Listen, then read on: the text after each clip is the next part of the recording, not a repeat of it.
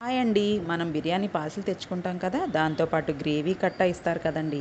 దాన్ని వేస్ట్‌గా డస్ట్‌బిన్‌లో వేయకుండా టేస్టీగా మీకోసం ఒక రెసిపీ చెప్తాను.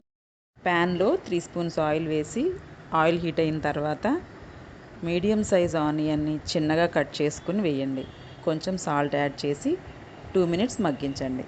3 ఎగ్స్ వేసి బాగా కలపండి. నేను కారం, మసాలాలు ఏమీ యాడ్ చేయను. ఆల్రెడీ దాంట్లో ఉంటది కదండీ! మీకు కావాలంటే చెక్ చేసుకొని వేసుకోండి. ఎగ్స్ ఫ్రై అయిన తర్వాత మన దగ్గర ఉన్న గ్రేవీని అందులో వేసి బాగా కలపండి.